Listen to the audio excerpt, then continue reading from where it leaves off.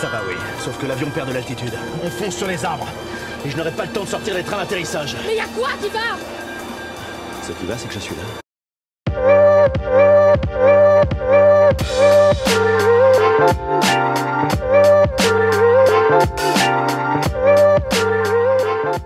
Et bonjour à tous et bienvenue sur la chaîne de l'Examen Crypto. Nous sommes aujourd'hui le samedi 8 février 2025, il est actuellement 8h21.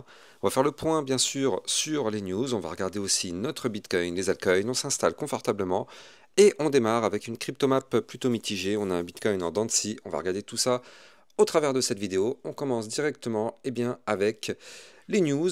Alors du côté des news, on a BlackRock qui serait a priori sur le point de lancer un ETP Bitcoin en Europe. Donc ça c'est assez intéressant. Du côté du Club LexaRocket, on avait vu hier la crypto-monnaie Data.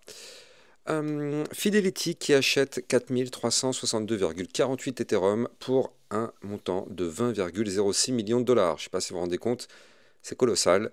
Donc eux, ils sont quand même plutôt Ethereum, hein, j'ai l'impression. Ils vont plus acheter de l'Ethereum plutôt que du Bitcoin. Enfin, pour l'instant en tout cas. Crypto-Dilettante qui nous pousse que les cryptos pourraient être l'avenir de l'hégémonie économique américaine. Enfin, en tout cas, c'est surtout ce que dit Donald Trump Jr., qui affirme que les crypto-monnaies jouent un rôle clé dans le maintien de la puissance des États-Unis. Donc ça, c'est quand même une phrase choc, une phrase vraiment extrêmement bullish. Alors oui, encore une fois, on n'en voit pas les effets tout de suite, mais ça, si effectivement ça s'est mis en place, eh bien effectivement dans les prochaines années, on devrait commencer à avoir des effets vraiment durables. Donc c'est quand même assez fou hein, ce qu'on est en train de voir actuellement sur les cryptos. Bien sûr, il y a un channel Discord sur lequel vous pouvez rejoindre la communauté, donc la Team Lexa. Si vous voulez échanger, poser des questions et vous entraider tout simplement, eh bien allez rejoindre le Discord. Vous avez le lien ici, mais vous avez aussi le lien en description de vidéo. Alors le 6 février, on a eu des mouvements du côté des ETF. Donc pour le Bitcoin, on a eu moins 140 millions de dollars. Pour l'Ethereum, on a eu plus 10 millions de dollars. Bon. Un nouvel ETF en vue. Alors 21Shares, Bitwise et Canary Capital et Wisdom Tree ont officiellement déposé une demande pour un ETF XRP. Alors encore une fois, c'est une demande, c'est pas une approbation. Mais en tout cas, c'est quand même extrêmement bon signe d'avoir ce type de demande et vu maintenant la configuration et la réglementation crypto qui a quand même pas mal changé par rapport à avant, il y a quand même peut-être des chances pour que cet ETF soit validé, donc à surveiller de près. Dans le Club LexaRocket, on avait vu la crypto Lei, qui avait été donnée effectivement comme crypto à surveiller de très très près, et effectivement elle s'était mise à péter, on avait eu un joli plus 40%, donc n'hésitez pas, hein, si vous voulez rejoindre le club pour recevoir encore plus de vidéos que ce que vous avez sur YouTube, et recevoir aussi des potentielles crypto pépites, n'hésitez pas. On avait aussi vu la crypto OM et la crypto Anyone, on avait fait un point hier midi sur la crypto XRP, sur YouTube. Crypto-Dilettante qui nous informe que l'Utah avance vers une réserve Bitcoin. En effet, le projet de loi visant à vient d'être adopté par la Chambre des représentants et passe maintenant au Sénat pour approbation. Donc c'est en bonne voie. Toujours du côté de Crypto-Dilettante, Franklin Templeton qui passe à l'action. Le gestionnaire d'actifs a déposé une demande auprès de la SEC pour lancer un ETF basé sur un indice crypto. Alors, on a eu de la volatilité hier, on va repasser dessus effectivement. Du côté de Ondo, il se passe des choses. La société dévoile Ondo Chain, une blockchain layer 1 spécialement conçue pour la finance institutionnelle. Donc ça aussi c'est quand même plutôt pas mal. La SEC reconnaît enfin le Grayscale Solana 19B4. Donc après plusieurs refus, la SEC publie officiellement la demande de Grayscale pour un ETF Solana. Donc ça aussi c'est quand même extrêmement intéressant. Il va falloir surveiller bien évidemment tout ça de très très près. Et on continue, donc BlackRock, le plus grand gestionnaire d'actifs au monde, renforce sa position sur le Bitcoin. Sa participation dans Stratégie Bitcoin de Michael Saylor atteint désormais 5,2%. Je ne sais pas si vous vous rendez compte, BlackRock, le plus grand gestionnaire qui investit sur Stratégie, enfin c'est fou. Et on termine donc avec Donald Trump qui arrive à faire plier l'Europe. L'Union européenne accepte finalement de réduire les droits de douane sur les voitures américaines pour éviter un conflit commercial avec Donald Trump et dire qu'en début de semaine, ils assuraient qu'ils ne céderaient pas. Donc du coup, ça montre la puissance quand même de Donald Trump par rapport au reste du monde. Allez, on s'installe confortablement. Mais avant, je rappelle à tout le monde que tout ce que je vais dire dans cette vidéo n'est en aucun cas un conseil financier. C'est à vous de faire vos propres recherches et n'oubliez pas que le trading de crypto comporte des risques de perte partielle au majeur, on démarre sur notre Bitcoin. Alors, je vais le chercher, pardon. Voilà, on a un Bitcoin qui est ici. Donc on continue malheureusement de retracer un petit peu. On a eu un petit espoir quand même hier. Regardez, hier on a retrouvé de la volatilité. Bon, d'un côté c'est ce qu'on attendait. On savait qu'on allait avoir un petit peu de volatilité qui pouvait arriver. On a eu un petit pic quand même qui a été chercher ma ligne de tendance baissière. Vous le voyez ici, hier on a été quand même chercher les 80, ben non, même les 100 000 $. On a fait une pointe juste pile poil à 100 000 $ et on a été rejeté. Et ouais, mais pourquoi? Bah parce que justement, ça correspond à ma ligne de tendance baissière, tout simplement. Vous la voyez ici en bleu. Tant qu'on est sous cette ligne, il ne faudra pas espérer quoi que ce soit, hein, tout simplement. C'est une résistance, c'est une ligne de tendance baissière. Et tant qu'on est en dessous, malheureusement, la configuration reste bloquée. Donc là, en tout cas, du côté de notre Bitcoin, malheureusement, voilà, on n'avance pas. On n'avance pas. Alors, ce qui est bien, c'est que oui, on n'avance pas, mais on ne recule pas. On ne recule pas par rapport au dernier point bas qui avait été formé le 3 février ici, où on avait quand même fait une clôture à 94 110 $. Eh bien, on est quand même actuellement au-dessus de ces niveaux clés. Donc c'est pour ça qu'on n'avance pas, mais surtout l'information importante, c'est qu'on ne recule pas. Donc ça, c'est quand même hyper intéressant à surveiller, c'est même plutôt encourageant. Tant qu'on ne fait pas de points bas plus bas que les précédents, pardon, eh bien tout va bien, comme son nom l'indique. On est sur une tendance, pour l'instant, toujours maîtrisée, on va dire. Maintenant, le problème, c'est que là, vous le voyez, on est en vue court terme, on verra après bien sûr la vue un peu plus long terme, mais là en vue court terme, on est sur une configuration en résistance avec un ruban de moyenne mobile au-dessus de notre tête, la ligne de tendance baissière au-dessus de notre tête, et le problème c'est quoi? C'est qu'on a des bandes de Bollinger toujours ultra resserrées. Donc ça on le sait, hein, c'est annonciateur d'un mouvement ultra volatile. Le problème, c'est que là, actuellement, on est posé sur le bas de ces bandes de Bollinger. Donc là, attention danger quand même. Hein. Attention danger. Alerte, alerte rouge. Enfin, rouge, pas rouge, alerte orange plutôt. Parce que effectivement, pour l'instant, ça tient. Il faut bien sûr se dire que c'est une zone de support. Donc là, on a un support qui est ici à 96 019. Donc du coup, c'est un support. Si ce support tient, effectivement, ça nous permet de reprendre de la force et de remonter. Mais étant donné qu'on a des bandes de Bollinger resserrées, si jamais ce support vient à lâcher, vous l'avez compris, alerte, risque de chuter pour aller chercher les 93 477, les 92 092 ou encore pourquoi pas les 89 631 $. Donc oui, il ne faut vraiment pas crier victoire actuellement. On est sur une situation quand même plutôt délicate. Si on veut vraiment se tirer d'affaire, il faut dans un premier temps, à minima, repasser au-dessus de cette ligne de tendance baissière qui se trouve actuellement à 99 812 $. Donc ça, ce sont les niveaux clés qu'il faut absolument récupérer. Maintenant, si on dézoome un petit peu, là je me mets en vue moyen terme, on voit qu'il n'y a pas de souci particulier. Oui, ici dans cette phase-là, bien sûr, là on est baissier. C'est vrai qu'on est baissier depuis le 19 janvier, il n'y a pas de souci, on est baissier. Maintenant, si on dézoome et qu'on prend toute cette partie-là, en réalité, c'est pas du tout baissier hein, tout ça, c'est même complètement différent. C'est que nous sommes toujours en vue plus long terme sur une configuration de latéralisation. Donc un range, on est sur un énorme range hebdomadaire, et la dernière fois qu'on avait eu un énorme range hebdomadaire, eh bien c'était ici, vous le voyez, hein, cette boîte violette elle est là, et qu'est-ce qui s'est passé? Eh bien ce range hebdomadaire avait été breaké par le haut. Donc bon, actuellement on a démarré un autre range hebdomadaire, et donc ce qu'on voit c'est que bon bah oui, pour l'instant on fait des hauts, on fait des bas, quand on est en bas de range on va chercher le haut, quand on est en haut on va chercher le bas, on a été chercher le haut, on n'a pas réussi à le péter, donc on va chercher le bas, et ainsi de suite. Et tant qu'on est à l'intérieur de ce range, il ne faut pas s'attendre à des choses incroyables, on fera juste des hauts et des bas. Maintenant, c'est quand même un range assez important hein, parce qu'il part de 91 153 pour aller à 104 540. Donc c'est quand même un range sur le Bitcoin à combien? Eh bien à 14%. Donc effectivement, c'est pour ça que quand ça monte, eh bien c'est plutôt pas mal, mais quand ça chute, du coup ça chute et les altcoins sont dans le rouge, mais quand ça monte, bizarrement, les altcoins ne sont pas forcément dans le vert. Ça, je vous l'ai déjà expliqué à plein de reprises, c'est lié à la Bitcoin dominance, comme je vous le montre ici. On a une Bitcoin dominance qui continue d'exploser, tant que ce sera le cas, malheureusement, il ne faudra pas s'attendre à des altcoins qui reprennent de la force. Donc toutes les personnes qui parlent d'alt season, blablabla, bah non, malheureusement, c'est toujours pas le cas. On aura une alt season, mais pour l'instant, c'est pas le cas. Il faut que d'abord, on ait un Bitcoin qui termine sa phase haussière. Je ne pense pas que sa phase haussière soit terminée sur ce cycle. Donc tant que la phase haussière du Bitcoin ne sera pas terminée, on n'aura pas d'alt season, tout simplement. Même si là, on a une Bitcoin dominance qui pourrait chuter, par exemple, oui, les altcoins vont reprendre de la force. Vous allez voir, hein, beaucoup de youtubeurs vont vous dire, ça y est, c'est l'alt season tant attendu, ça y est, ça y est. Alors qu'en fait, ce ne sera pas une alt season, ce sera tout simplement qu'on aura une phase de recover avec le fait qu'il y a pas mal d'altcoins qui ont fait que chuter, chuter, chuter. Bah, au bout d'un moment, bien sûr, elles doivent remonter pour recover, tout simplement.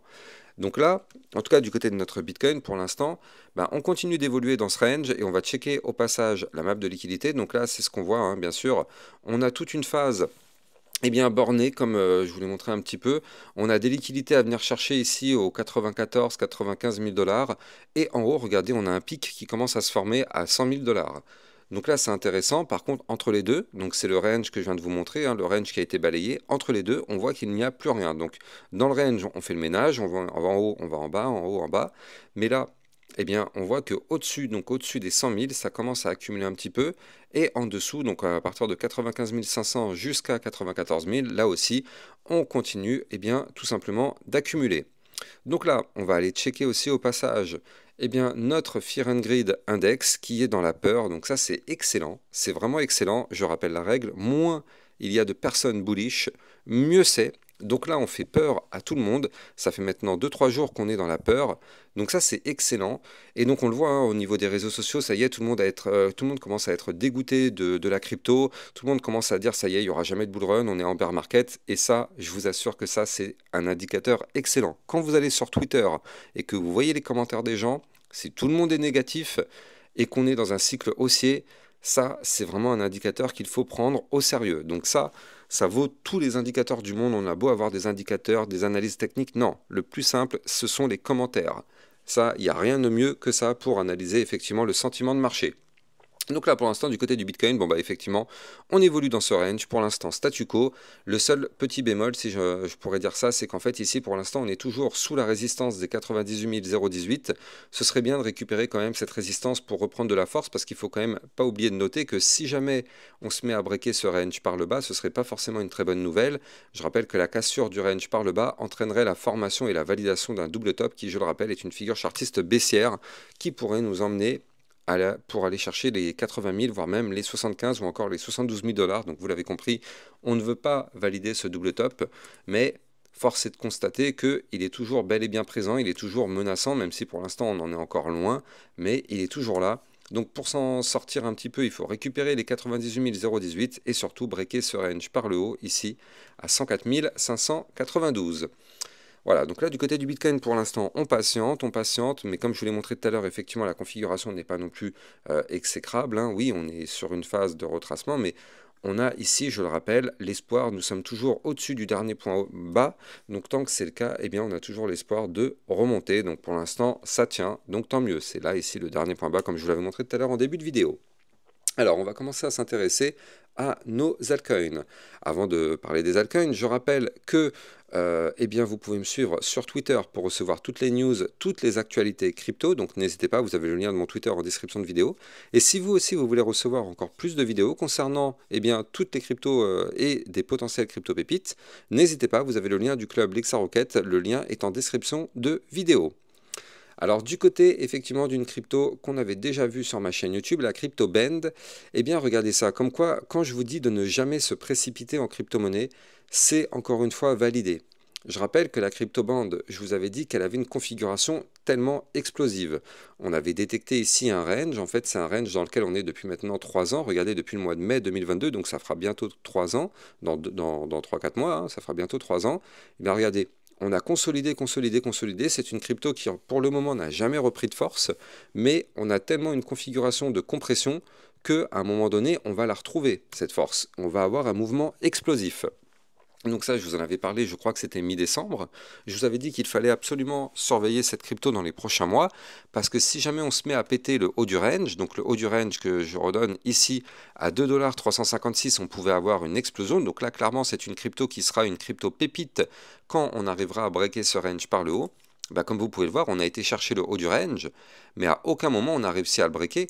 Donc là, je rappelle que tant qu'on ne break pas, il n'y a aucun signal d'achat. Un signal d'achat, c'est justement un signal qui veut informer le fait qu'on pourrait prendre une position. À aucun moment on a breaké, donc à aucun moment on avait une position à prendre. Et j'insiste sur ça parce qu'il y a beaucoup de débutants qui FOMO malheureusement à chaque fois.